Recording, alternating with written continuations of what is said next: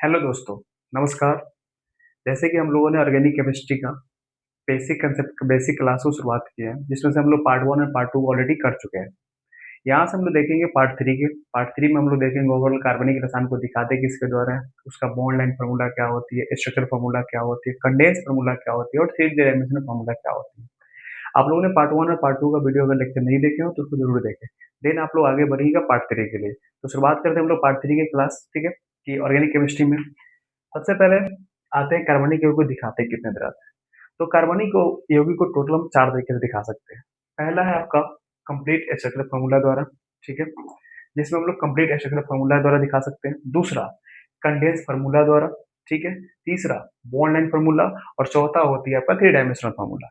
सबके बारे में एक एक करके हम लोग डिस्कस करेंगे। तो शुरुआत करते हैं सबसे पहले हम लोग कंप्लीट स्ट्रक्चरल फार्मूला के बारे में, यानी कि पूर्ण संरचनात्मक सूत्र क्या होती है।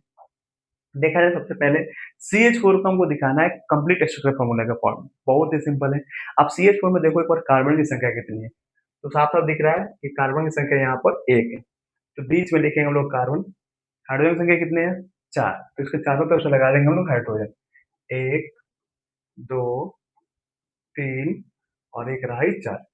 CH4 का ये हो गया कंप्लीट स्ट्रक्चर फार्मूला। है इसमें सिंपल।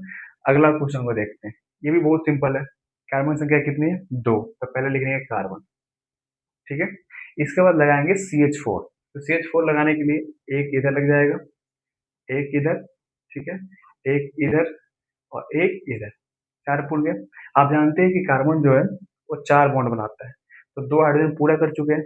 कमी कितने बॉन्ड की, 2। जब हाइड्रोजन पूरा कर चुके हैं तो 2 ही बॉन्ड की कमी है। 2 बॉन्ड जो होगा वो डबल बॉन्ड से पूरा किया जाएगा। ये रहा इसका कंप्लीट फॉर्मूला।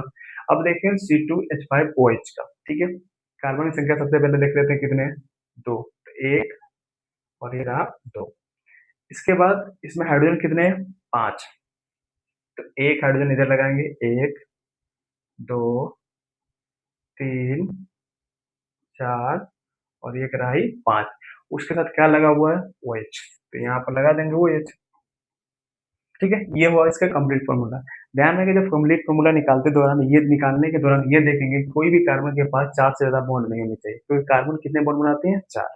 नेक्स्ट क्वेश्चन एक और बच चुका है, तो इसको भी देख लेते हैं, C2H2 को, ठीक है। तो C2H2 का स्ट्रक्चर इधर देखते हैं। C2H2 का स्ट्रक्चर फॉर्मूला। कार्बन संख्या कितने हैं, 2। तो सबसे पहले लिखेंगे कार्बन। हाइड्रोजन कितने हैं, 2। तो एक हाइड्रोजन बना देंगे इधर, एक बना देंगे हाइड्रोजन इधर। अब जानते हो कार्बन कितने बॉन्ड बनाते हैं, 4।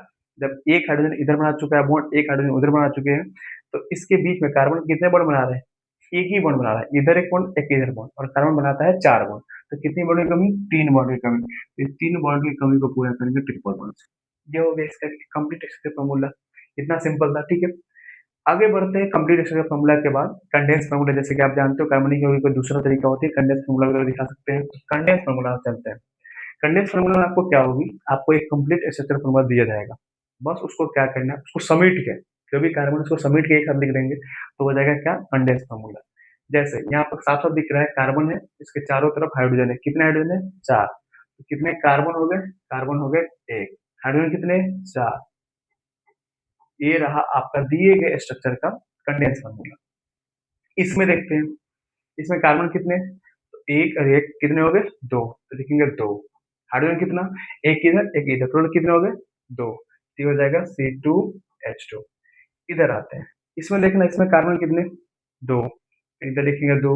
हाइड्रोजन कितने, 1 2 3 4 5 और एक 6। तो ये हो गया 6, ठीक है। एक मिनट, ये बॉन्ड ए वाला स्ट्रक्चर गलत है, क्योंकि आप भी जानते हो कार्बन कितने बॉन्ड बनाते हैं, 4। तो यहाँ से ये वाला हाइड्रोजन नहीं होगी, ठीक है। इस पर ये हाइड्रोजन नहीं होगा और इसके पास भी एक हाइड्रोजन ये नहीं होगा, क्योंकि नहीं तो बॉन्ड गिनोगे तो 5 हो जाएंगे, ठीक है। क्योंकि ये फॉर्मूला गलत है, तो इसका ये जो कंडेंस फॉर्मूला होगी वो क्या होगा, C2 और हाइड्रोजन कितने हो गए, 2 इधर 2 इधर, टोटल हो गया 4, ठीक है। इसका एक बार देखते हैं, टोटल पहले कार्बन काउंट करते हैं। देखना ध्यान से, 1 2 3 4 5 6 और एक 7। तो देखेंगे 7, ठीक है। हाइड्रोजन काउंट कर लो, 1 2 3 4 5 6 7 8 9 10 11 12 13 14 15 और एक 16। ये हो गया आपका एज 16। है ना इजी कि ये आपके दिए गए कंप्लीट फार्मूला थे, इसको किस में कन्वर्ट करना था, कंडेंस फार्मूला में। नेक्स्ट पढ़ते हैं थर्ड, आप भी जानते हो bond line formula. Bond line formula को दिखाते कैसे के द्वारा, तो आपके बोर्ड पर दिख रहा है साफ साफ, ध्यान सुनेंगे देखेंगे। इस जो स्ट्रक्चर दिया है ना, इसके प्रत्येक कोना पर कार्बन होती है, तो कार्बन लिख देंगे, एक कार्बन, दो कार्बन और तीन कार्बन। इसके बाद जितने कार्बन है उससे दोगुना से दो अधिक इसके साथ हाइड्रोजन लगता है, तो टोटल कार्बन कितने हो गए, एक दो एक तीन। ठीक है, अभी क्या बोला कि बॉन्ड लाइन फॉर्मूला में जितने कार्बन होते हैं उससे दोगुना से दो अधिक हाइड्रोजन आते हैं। तीन कार्बन थे, तीन दूना छह, और छह में दो जोड़ देंगे तो कितना आ जाएगा, एक। ये रहा इसका बॉन्ड लाइन फॉर्मूला का दिए गए स्ट्रक्चर का बॉन्ड लाइन फॉर्मूला। इस बॉन्ड को बनाना है तो फिर जानते हो प्रत्येक किनारे पर कार्बन होती है। ठीक है, तो प्रत्येक किनारे पर कार्बन को ले लेते हैं पहले। ठीक है, तो ये हो गया कार्बन। ठीक है, carbon carbon carbon carbon, total carbon कितना होगा, एक दो तीन चार एक पांच, तो लिख देते हैं पांच। और क्या बोले हैं, जितना कार्बन होगी, जितना कार्बन होगी उससे क्या होगा, एक दो, उससे क्या होगा, दो हाइड्रोजन अधिक होगा। कितने कार्बन है, सात, सात दूना चौदह, चौदह में दो जोड़ेंगे तो 16। इसमें देखते हैं, तो प्रत्येक कोना पर कार्बन एक दो तीन चार पांच छह और एक सात, टोटल कार्बन कितने हो गए, सात कार्बन हो गए, तो लिखते हैं सात कार्बन। हाइड्रोजन कितने हो जाएंगे, इससे दो गुना से दो अधिक, सात दूना चौदह, चौदह चौदह में दो जोड़ देंगे तो ये हो गया इसका बॉन्ड लाइन फॉर्मूला। ठीक है, अगला क्वेश्चन है, अगला स्लाइड पे चलते हैं। अगला है आपका, एक बार इसमें भी काउंट कर लेते हैं, कार्बन की संख्या कितने हैं, एक दो तीन चार पाँच छः सात और एक आठ, टोटल कार्बन कितने हो गए, आठ। आठ दूना 16, 16 में दो जोड़ देंगे तो 18, यानी हाइड्रोजन की संख्या कितने हो जाएंगे, 18। तो सी 8H18। ठीक है, इसमें आते हैं, इसका देख लेते हैं कार्बन प्रत्येक कोना में कितने हैं, तो एक दो तीन चार पांच और एक छः, कितने कार्बन, छः। हाइड्रोजन संख्या कैसे निकालेंगे, जितना कार्बन है उसमें दो गुना, दो से गुना करेंगे प्लस दो को ऐड कर देंगे। छह कार्बन है, छह दूना 12, 12 में दो जोड़ेंगे तो टोटल कितने हो जाएंगे, 14। इसमें देख लेते हैं, एक दो तीन चार पाँच, और पाँच के बाद क्या लगा, अल्कोहल, तो C5, दोगुना होगा 10, 10 में दो जोड़ेंगे 12, लेकिन यहाँ पर एक OH अल्कोहल को लगा हुआ है तो एक हाइड्रोजन कम जाएगी, यानी कि हो जाएगा 11, और इसमें क्या लग जाएगा, OH। कितना सिंपल था। अगले स्लाइड पे चलते हैं और अगला आपको देखते हैं हम लोग 3D डायमेंशनल फॉर्मूला। बहुत ये भी सिंपल है। शुरुआत करते हैं हम लोग CH4 से, मेथेन से, कि बॉन्ड 3D स्ट्रक्चर बनता है कैसे। जैसे मान लीजिए आपके पास एक यौगिक है CH4, इसका बनाना है 3D संरचना, तो आप क्या करोगे, सबसे पहले लिखोगे कार्बन के बीच में हाइड्रोजन कितने हैं, चार, सभी तरफ से हम लोग कोई हाइड्रोजन लगा देंगे, लग गए। और किसी एक हाइड्रोजन को क्या करेंगे, 3D फॉर्मूल बनाना शुरू कर देंगे। जैसे ये रहा आपका CH4 का 3D स्ट्रक्चर। एक और लेते हैं एग्जाम्पल, एग्जाम्पल के तौर पर लेते हैं किसको, C2H6 को। ठीक है, कार्बन कितने, दो, तो कार्बन एक कार्बन दो, इसके बीच में सिंगल बॉन्ड लगा दें क्योंकि एथेन का सूत्र है, तो ये होगा एक दो तीन चार पांच, और एक हाइड्रोजन क्या करेंगे, 3D ग्रुप में लगाएंगे, तो 3D ग्रुप में लगा देते हैं।